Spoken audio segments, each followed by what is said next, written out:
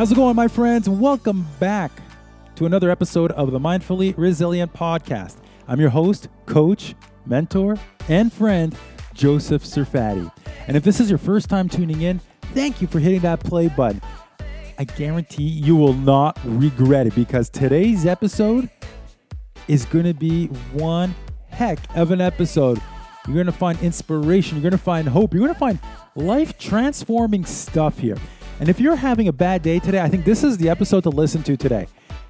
You know, and I say this about a lot of the episodes, about most of the episodes I have, pretty much all of the episodes I have with amazing guests. But this one is one of those episodes that you got to listen to. I sit down with a friend who I met back in 2019 at the Canada Pro Fitness Conference.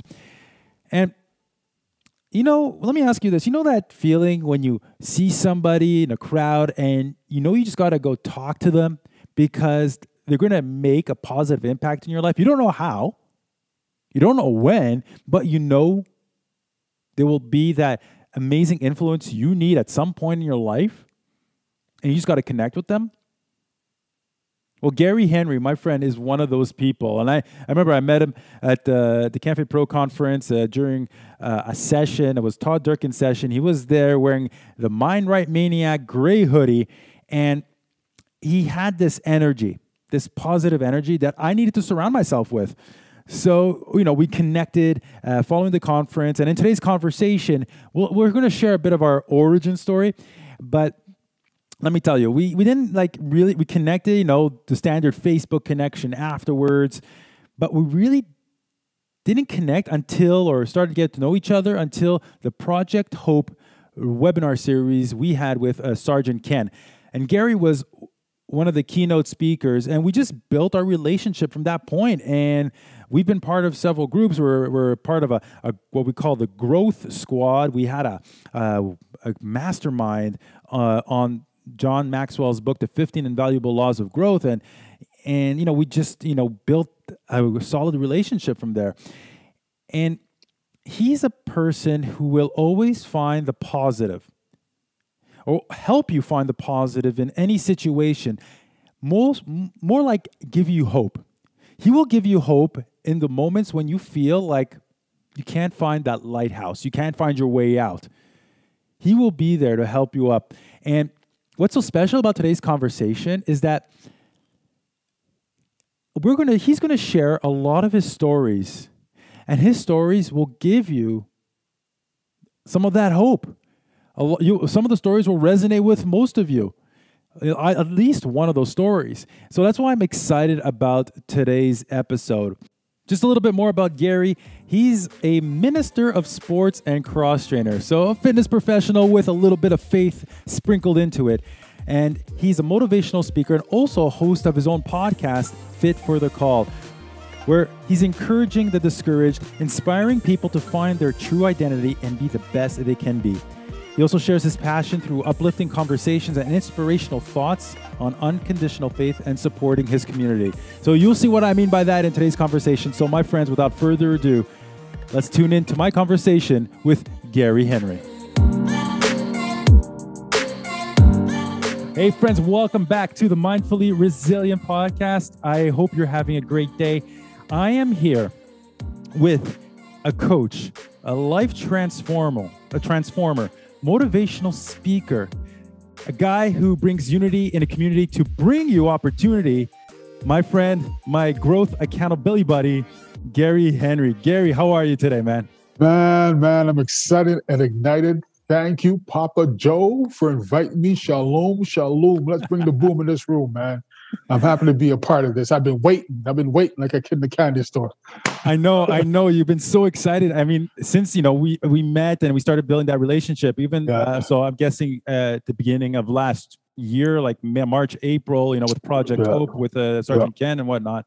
And yeah, definitely you got some nuggets of wisdom. And folks, in the next little bit of our conversation coming up, I guarantee you're going to come up. I always say, I hope you get at least one nugget of wisdom, but for sure you are going to get, I think maybe at least 5 out of everything. I don't know. I don't know what the number is going to be. Wow. I'll tell you this, friends, you've heard Trisha Silverman sing praises of Gary back in episode 24. That was roughly around June 30th, 2020. Really? Go back to that episode. Gary, I kid you not, Trisha, I believe your number one fan. And the way you've lifted her up, and that's why it's great to have you here, because I know for the listeners, you are going to lift them up wherever they are, whenever they listen to the show. You're going to impact somebody, at least one person, and that's the whole point of the show, right? Is to the Mindfully Resilient. Yeah, the Mindfully Resilient podcast is to just instill hope, inspiration, motivation, whoever needs to hear the messages, right? Right. Now, I don't know. Do you remember how we met? We met, I believe, doing Sergeant Ken's boot camp at CanFit. That's where we met. Yeah, we were crossing like that, man. TD and TD as well. And TD, Todd Durkin, the mentor, Mr. Extraordinaire, cray in every way. the mind right maniac himself. Yeah. What I call him, the mind right maniac OG. That's right. But that's it. And I remember it was that Todd Durkin class, that just the workout. We had the chains, we had the bands, we did stuff. That was the boom in the room day, man. Oh gosh. The whole room was on fire. I thought the fire department was going to show up. Mm-hmm. I think we're the loudest in that conference. I tell you the truth, I think we were. You know what? And what's really, I'm gonna blow your mind right now. I'm gonna blow your mind because you didn't see it from my eyes, but through my eyes, it was the way the universe was telling us that we needed to connect. Why? Because that day, I think mostly, more specifically, that Saturday, a lot of this, we were, how would I put it? Every session I was in, you were there, and you always had this connection, and you didn't have to say a word, and you already emanated an energy that called for connection, that called for inspiration and helping others. And I think after the conference, I messaged you because a bunch of us were being tagged on Facebook, and I saw you, so that's why I connected with you. And I said straight up, I really enjoyed your energy, and I saw you even at the end of the session, the Todd Durkin session, and we're like, this is a guy you need to talk to, you need to connect with, and I'm glad I did, because I always say, surround yourself with those who make your soul sing, who lift you up, who see potential in you, and you do that exquisitely. You are able, and I've seen in the group, and I've seen you in action. You have the power to instill a hope in others, even when they don't see it. And that's why we're part of the group. We're in Project Hope, and etc. And so, first of all, I want to say thank you. I'm grateful for that. I'm grateful for your friendship, and I think I speak for many others to say that. I just say thank you. I'm humbled I thank you, and I'm humbled by your kind words. For anyone listening, I'm not a Superman or anything like that. I just have a crazy passion for who I believe in, and who has given me certain gifts that I can't even explain. It's not something that I train for or show off for. It's just ingrained in my heart, not my head. And as Joel was saying, this energy. Well, I got some words before all that. Unite and ignite, and not unite and ignite. I didn't know it was like that. It's not a secret formula. It's just dedication brings revelation for elevation. Whatever you dedicate yourself to, that's what's going to elevate or grow. And we all have that gift. And I believe, because I believe we all have that gift, I go after the greatness in you. Because in my life, I've been overlooked, last pick, or whatever the case may be. And, but somehow, by God's grace, I went from the back line to the front of the line. And that's in a unique way. It's not that I qualified by man's point of view, but because I believed, and he pushed me to keep going, boom, here I am. I have certain people that are in my circle, I will say my tribe, my squad, Joe's one of them. And it's like he was saying, hey, you got to connect. I said, I got to connect. But we didn't have a big conversation. That's a crazy thing. But we saw greatness in one another, and somebody will see the greatness in you. And I like to say, go where you're celebrated, not where you're tolerated, especially at a time like this. I mean, the whole world is turned upside down. And believe it or not, you're the one who has something inside of you. I don't know what it is, but it's up to you to use it. That's right. Because whatever we keep inside, we lose forever. And it doesn't have to be a big, extraordinary thing. But when we come together, unite and ignite, and bring that unity to the community, it creates something amazing. As my brother said, find your choir. Your fire is always for hire. You got to give to live. I don't got a million. Go ahead, sir. Yeah, I'm just saying, you're giving me goosebumps right now. I don't know if you're listening to this right, and when you're listening, I don't know if you're getting goosebumps if you're listening to this right now, like, but I am right now. You can see, like, the hairs are standing up, man. It's true. It's true. Like, right. Surround yourself with those who are going to celebrate you, who see potential in you. And I'll tell you all a bit about my story. Fit for the Call Encouragement Factory was birthed in Dallas, Texas. I'm originally born in Trinidad, grew up in Montreal, Canada, and no Habs, crabs. The Habs got crabs. Okay, they ain't doing nothing. But anyhow, sorry, Joe. It was an opportunity. We're gonna stop right there. That's an opportunity that I took care of right away. But yeah, so Fit for the Call, the Encouragement Factory was birthed in Dallas, Texas. I had to move out my comfort zone in Montreal, Canada, to head on down to the Lone Star State. Sorry. And it wasn't easy, man. It was painful. But I'll tell you this, if I did not come out my comfort zone, I wouldn't be speaking about it. And the crazy thing about it, here I am I was privileged to work in a facility called the Ranch Health Club, which is adjacent to the Dallas Cowboys training center. Now imagine this, a man from Montreal, Canada, moving to Texas, and he gets this golden opportunity to work adjacent to the Dallas Cowboys facility. Now, let me tell you this. It was exciting, but very intimidating to me, because here I am in the midst of these guys or trainers who are training $1 million athletes and MLB, NFL, NCAA. I'm like, what in the world am I doing here? But guess what? Fear was trying to choke me out. Fear was trying to choke me out, that my nerves went so crazy that I ended up getting shingles, believe it or not. Yeah, that's right. I got shingles. And now I got to call and say, hey, I can't make it in because I got shingles. And lo and behold, the supervisor goes, hey, Gary, don't worry about it, man. I had shingles before too. Hey, man, when you're ready, just come on in when you're done. I'm like, wow, look at that. Well, that's God.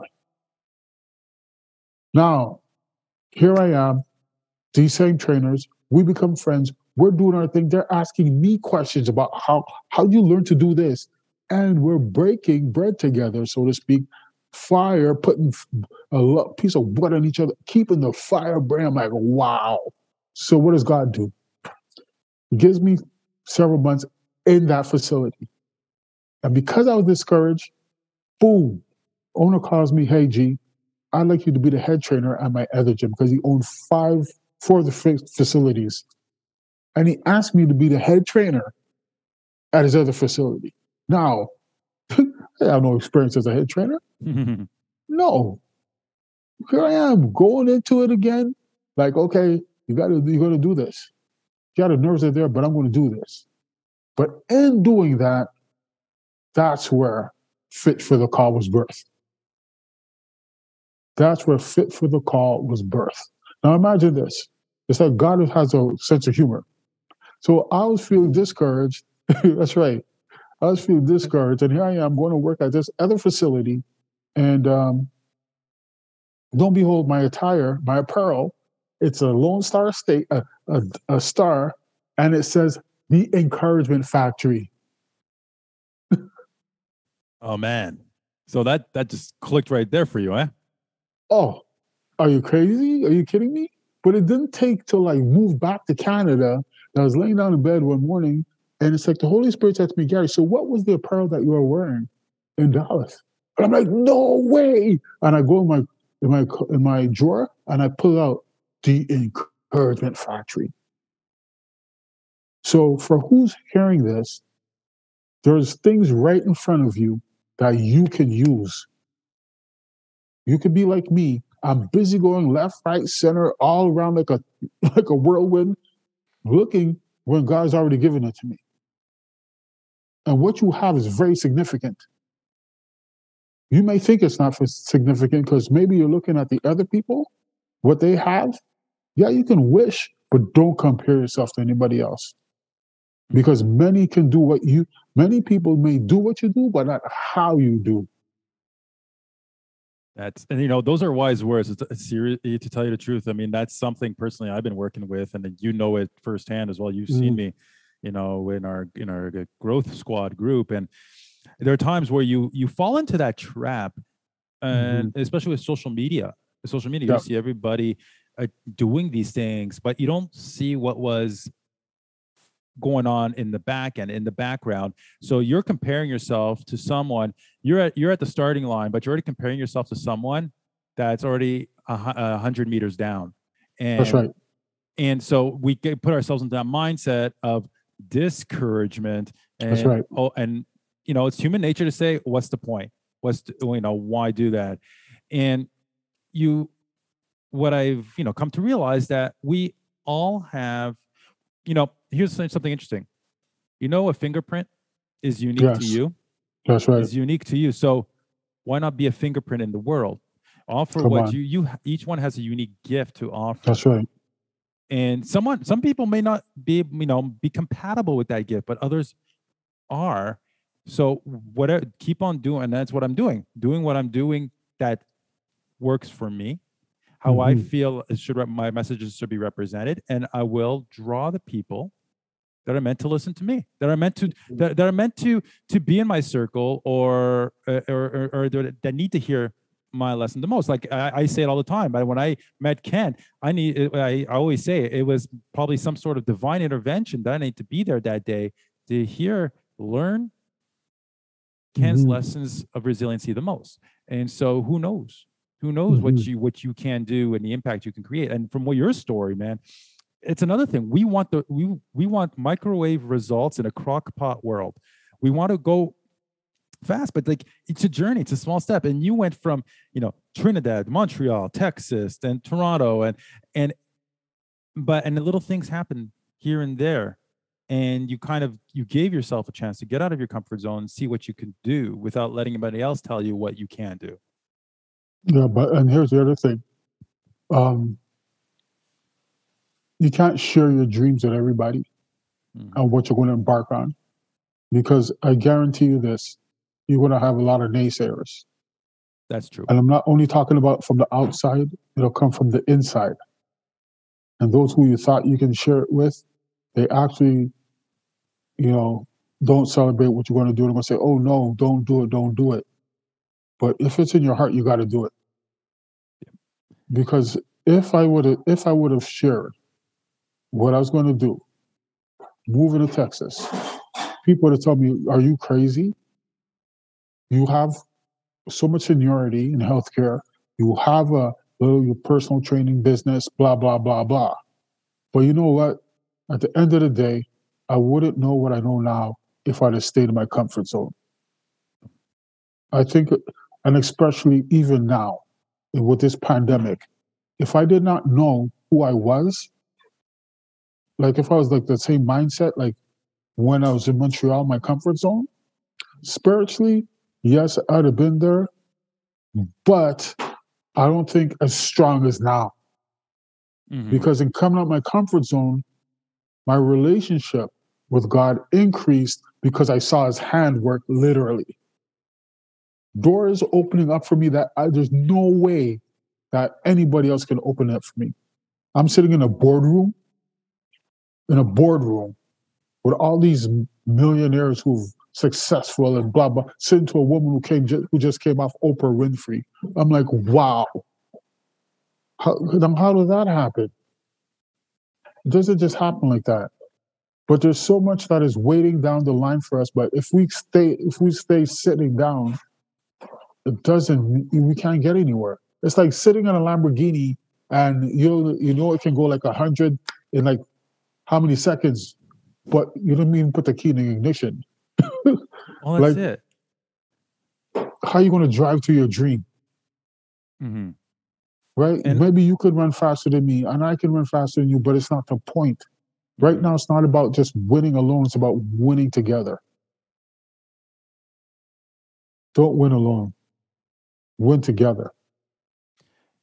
Yeah, and I that's, and especially now in the current season of life, as we're recording this, it is April 2021. We're still in the pandemic, where and we're still in our part of the world, in Ontario, Canada, we're in a lockdown once again, and I think it's more important than ever to grow, but not just alone, to seek help. And I think a lot of people, including yours truly, we have that adverse thought of asking for help. I mean, it's hard. It's. I'll tell you this. It's an ego-driven decision not to ask for help, and it's sometimes we got to work with that. We got to say, okay, why am I not asking for help? And this person's generally offering assistance to help. Whatever it could be, even obvious. Someone's saying, "Let me help you." True. And I find it foolish. Like when I was always refusing to not accept it. Like when I was in Texas, there was a pastor. He goes, "I have an issue with you," and I was like, "Oh gosh, what did I do?" And he says, "You have an issue not receiving. You don't know how to receive." And I was like, "Whoa!" Let me tell you something. I was blown away by that. I was looking for something like, what did I do? What mistake did I make? The mistake was I didn't know how to receive. Why? Because of the mindset. It's something that, you're used to, stinking thinking, or call it pride or whatever. But I didn't know how to receive because I wasn't used to it like in that manner. Because these people were doing things from the heart, not the head. Do you understand what I mean? Yeah. It was nothing for them to put their hand out. They wanted to make sure that, hey, okay, you're here. Boom, boom, boom. Know your transition. I want to make sure that, you're staying okay. Not just one person, a group of people. I'm talking about the church body. It was like today, this right now, if I could cross the border and I want to go to Dallas, there are doors that are open because relationships were built. True relationships. Yep. From the heart. They say Dallas is everything is bigger in Dallas. And I said, true, bigger hearts, big hearts. What I experienced. Did I experience all of Dallas, seeing all of Dallas? No, I didn't. But there's significant things that happened that I could never forget, or my kids could never even forget. And, but to get back on topic, it's not about, what I want to say is don't give up on your dream. Don't. And even a part of my acronym for something called the ROAD, Redemption of All Dreams. That's knowing my dad and knowing myself.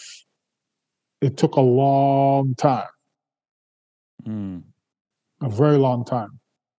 I'm going to say 40 years to finally put the puzzle there.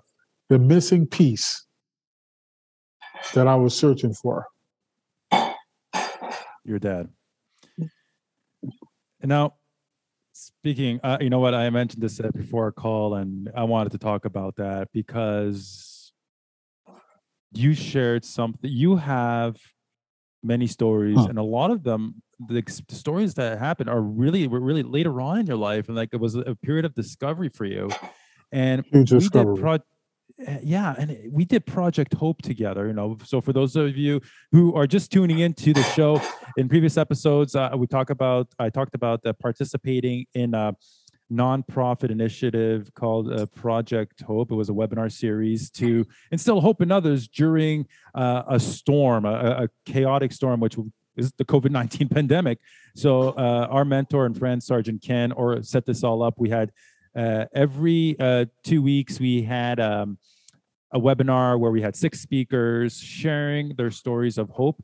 We talk about their testimony, and then how they, and the trial and testimony, and how they overcame everything, what lessons did they get out of it, and what lessons they were able to share with those watching. So Gary, you talked about something like that about your father, like in I think it was the first presentation or second presentation, but like, dude, the first one. You hit. I'll tell you this. Because I was moderating the room. Dude, yeah. The eyes were just like you felt the energy, you felt the compassion and the empathy in a lot of people, and really, yeah, like I was able to see that. I mean, when you're speaking, you can't really tell sometimes because you're focusing on what to say. But when I saw this on the screen, dude, you hit this one out of the park, hitting a lot of lives and touching a lot of hearts there. So if you can, well, please share that story.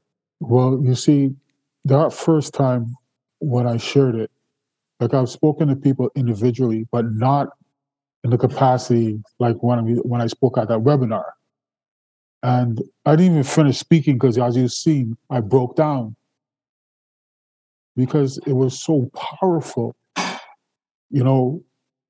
Going back, even now, like I'm feeling it because this is a dream sharing this now again. And I'm sharing with you, and I'm so happy to share it with you. I didn't know you would ask me that, but so why did I break down? Because the magnitude of thinking of that journey, I'm like, oh my gosh, yes, I went to Dallas. Yes, I worked closely adjacent to the Dallas Cowboy facility, and Terrell Owens was the first player that I saw, number 81, and doing a photo shoot. And then several months later, taking my sons to one of his football camps and end up getting a touchdown towel that he would wave all the time when he scores a touchdown, and kept that towel, and not knowing the significance of that towel till moving back to Canada and meeting with some siblings met my siblings that for the first time that I used to pray for, that I didn't know if I had siblings either. And anyways, found out about my dad, and wow, found out about my dad, and I went to meet my siblings, and we sat down and we spoke. And I said, so you said you were living in Montreal, you moved to the States, you just moved back from the States. I said, yeah. And they asked me where. I said, Dallas. And they go, are you kidding? The Dallas Cowboys was my dad's favorite football team. I knew nothing about the man. And the first picture of my dad, well, he's wearing a Dallas Cowboys sweater. Terrell Owens, number 81.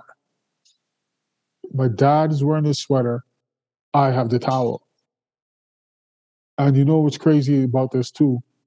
I went to a Dallas Cowboys football game, okay? Because my in-law, who works with the Toronto Raptors now, worked with the Lakers, now he's with the Raptors. So Terrell Owens was one of his clients. And Terrell Owens had given him tickets to that football game that we went to. Isn't that crazy? So it's like, these are things that I could not formulate that. It's impossible.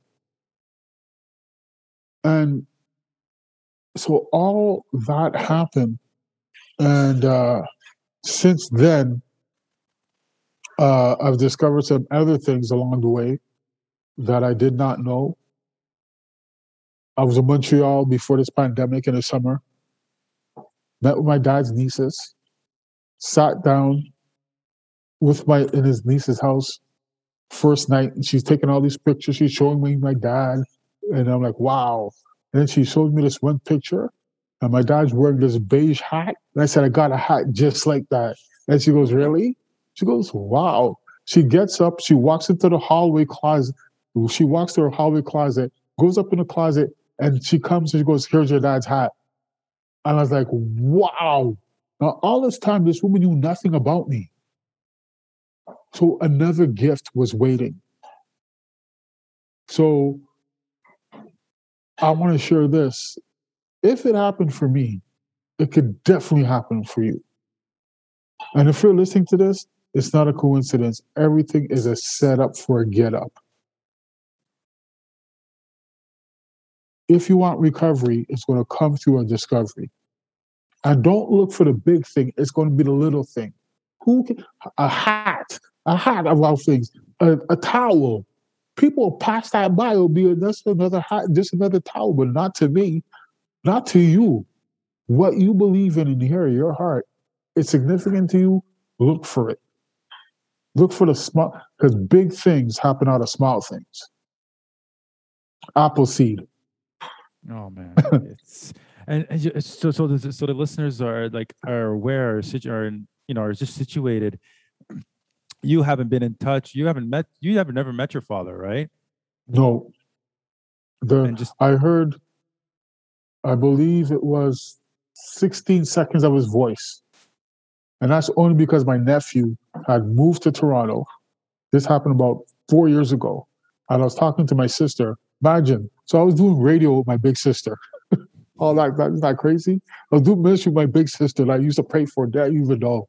But one morning after the show, I said, "Hey, D, did you ever find any stuff with Dad's voice?"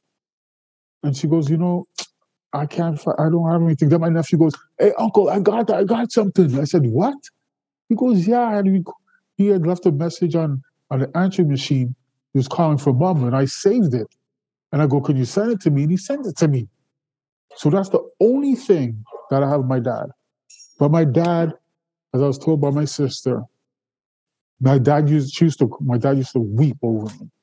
Weep, weep, weep, weep, weep. And the crazy thing is, in Toronto, we moved to Whitby. We checked out a few places. Well, we went up in Whitby. And I found out about my dad later on, didn't even know, from my door to driving slow, because I drove slow when I found out, 6 minutes to drive there. So my dad lived at the border of Whitby and Ajax. I lived in Whitby.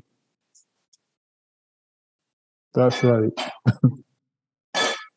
So you know what, man? It's I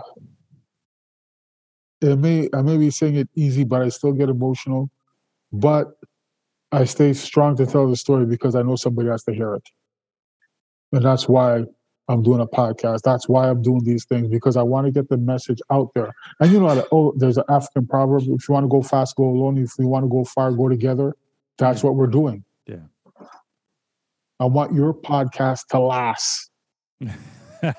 Well, that is mine. I think this specific episode will be around for the ages, and obviously knowing the internet, it's going to be around there for a while. But there's some people who some people who feel like there's a part of them missing, even if they don't have a chance to experience firsthand, but discover it after the fact, discover things about their history, about their story. There's always a way, and there's always going to be an opportunity. And I you're talking, and I want to let the listeners know, you don't have to be a person of faith. Gary, Gary, I know you very well. You're a person of faith. I'm of the Jewish faith, but we all have these belief systems. But we don't necessarily have to follow religion. Just believe in ourselves and believe in the process that whatever happens, it's meant to happen, and you lay out the seeds for it, and things just play out the way they're supposed to be. It's interesting. You look back at things that happen in your life, and I like to do this sometimes. Like, what if this? What if that? But you realize, like, if I didn't do this, I wouldn't be here today. If I hadn't volunteered, if I hadn't volunteered that one day, I wouldn't have met my wife. I like that word volunteer, because I did a lot. So people see, oh, you're here, you're there, but they don't know the story. They don't know the story. A lot of stuff I volunteered to be where I am. That has a big part. And that goes with, it's called, many of us can do hard work, but very few do hard work. That was hard work. Period. Yeah. So you got to, sometimes, we do the hard work, but like, what's the meaning behind the hard work, right? What's the meaning of it all? And I think we could also translate that to, why are you doing this? How can you help yourself while helping others? True. All right. Very true. And it's a funny story. If I share this right now, I don't think nobody, and I haven't had Suzanne on the show yet, and I bring this up, but like, if I think about it, I was an ex-girlfriend of mine in, By the way, before you go further, I'm not a voluntary witness, okay? You're going to talk about ex-girlfriend. Suzanne, he's just talking. I didn't ask him to talk about it. So what happened was, I was encouraged to go on this group trip to Israel, and it was an organized trip for students at the time. And I had this group leader. We had group leaders and whatnot. We come back, and this is my ex-girlfriend encouraging me to go. We come back, and then at the time I was starting to see a therapist who encouraged me to volunteer, because sometimes volunteering gets you out of yourself and gives you a different perspective on life, and really, you do hard work, right? So I was doing that, and I ended up volunteering for the organization that organized these trips. And it just so happens that day was a back-to-school barbecue at McGill University in Montreal. I didn't go to the school, but the organization was hosting the event there. So I go and joined them to help them, set up and whatnot. And who's there? Susie. And the group leader, she went earlier that year on that trip. So we went on 2 different trips, but we had the same group leader, and our group leader introduced us that day. So if you look at the way things happen, where I'm like, oh gosh, just wait, how we look back at a scenario, it's like, oh my gosh, you obviously you're going to go through heartbreak, but that heartbreak gives you that break. That you need to grow. And so those are some examples I think about. What if I did, and if I hadn't met her, I wouldn't be in Toronto. I wouldn't have known you, Gary, because I wouldn't have gone to CanFit Pro, and I wouldn't have known about CanFit Pro had it been for my wife, because it's my wife who introduced me to Sergeant Ken.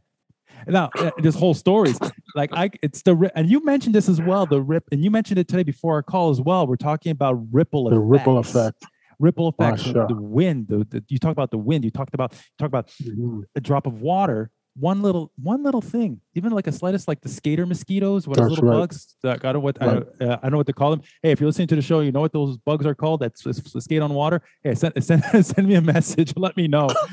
But they create little ripple effects, and it expands and it expands. Yeah. And I think that too. So that happens. Every little move you make not only impacts you, but it impacts the world around you. And every word you say and every lesson you teach, every inspiration. True.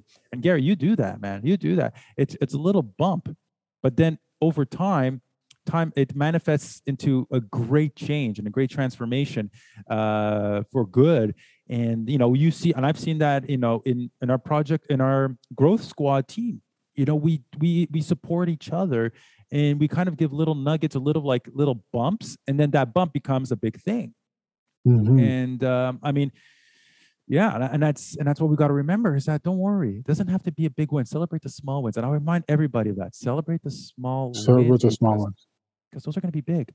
Because if you look at the small things, and you look at how many small things, you realize, holy cow, that's a big thing. You realize that people don't have what you have. And what you have is amazing. Don't despite your humble beginning. That's right. Don't. And you remember what Sergeant Ken says, it's not what you leave for somebody, it's what you leave inside somebody. What we leave in them. And there's many people along the way that what they did for me remains in me. And what I'm going to leave for you is not what the world can see physically, because it's in the container of your heart, the vault. Nobody has the key for your heart, well, except for God, your wife, your kids, grandchildren. Yeah. Oh, my kids have the key, the alarm code, everything of my heart. It's like that's right. And you don't realize it. If you have children, for those of you listening, if you have children, I don't know if you see it, like they absorb everything you do, and actually by example, whether you want to or not. And there are days where I find that my kids are setting up circuits in the basement in the gym, and they're doing push-ups and burpees for gym class at school. I see them now, they're doing virtual, so they do gym class at home, and I see it, they're doing push-ups and burpees like nobody else has ever done it, like, and they're kids, and like I didn't do push-ups like that when I was younger, but it's amazing because they're just feeding off of me. And I have clients whose kids are doing the workouts with them with, in most cases, excellent form, like for what they can do, It's amazing to see.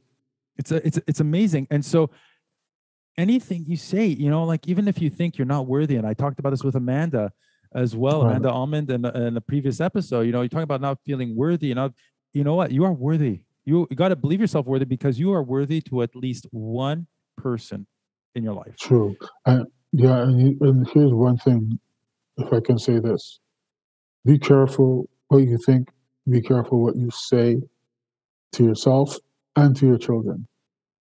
And the reason why I'm going to say this is because my first son, from the time he came out the womb, I called him champion. And long story short, played football.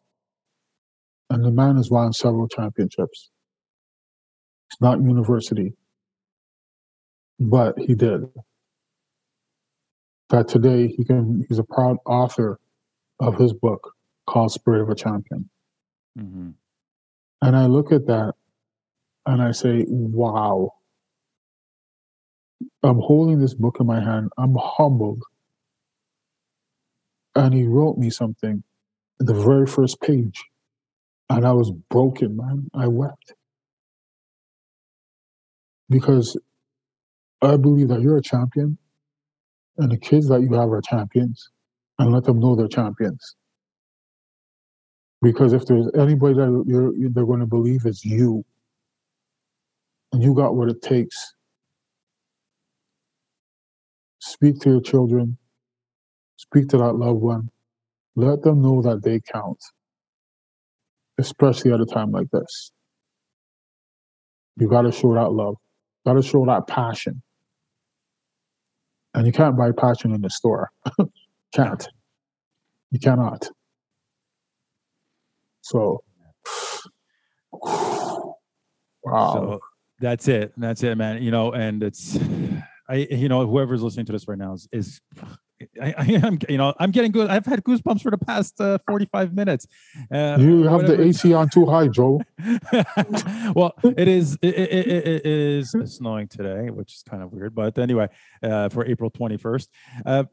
Look, man, you seriously dropped some great nuggets today. And, there's a lot of stuff we could talk about too, but this is something that I believe will serve as lessons and hope for a lot of people. And I think that's our theme. I think that has been our theme for the past 12 months.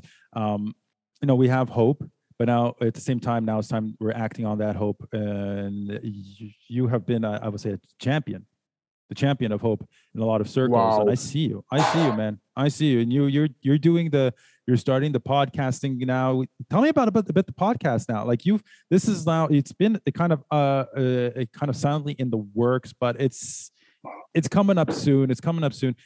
Can you tell us a little bit about it? So my next podcast is going to be with Dee Daniels. She is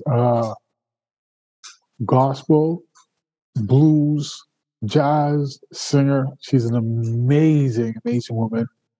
She has several different accolades.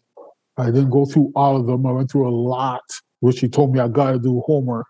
But I've been stuck on this one song that just put fire in my bones.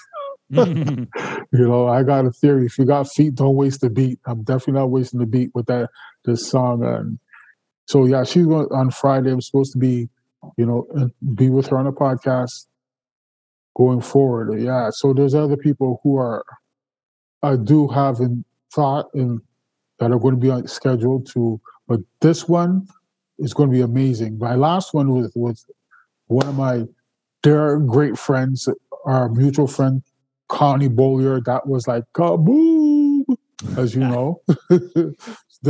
She's so powerful. I looked at her stuff, and when she said, no challenge, no change, I'm like, oh, man, you get to I'm looking at this thing virtually. I'm saying, I'm happy. I'm behind the scenes looking at this.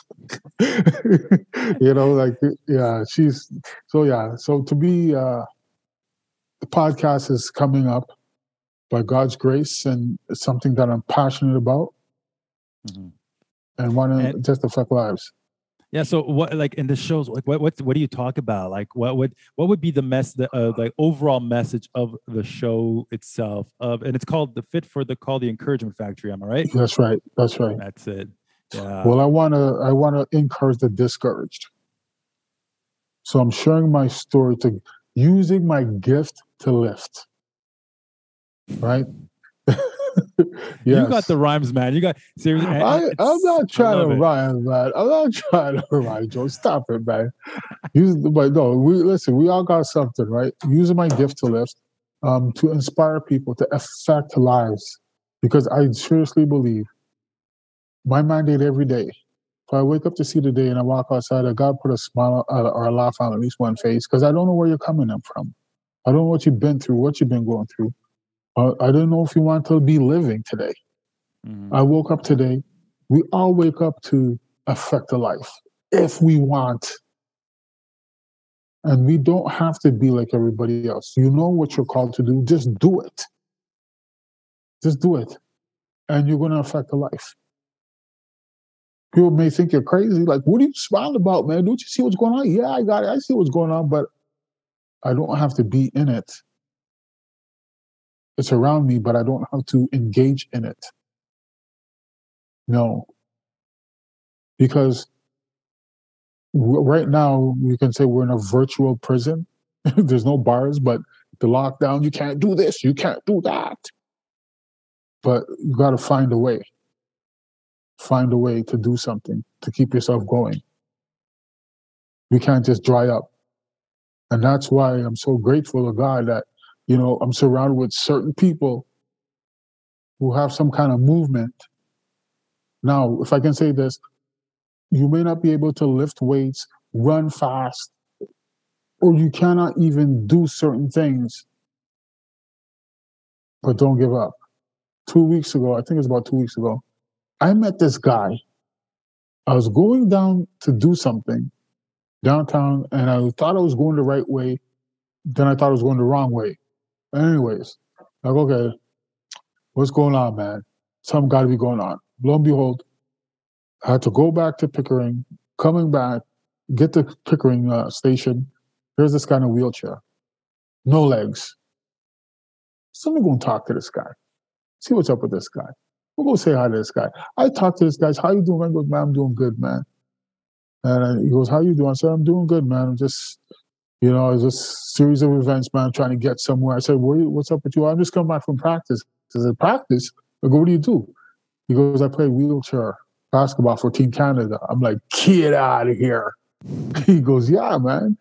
Well, lo and behold, we jump on a train together, and he starts showing me his workout, Joe.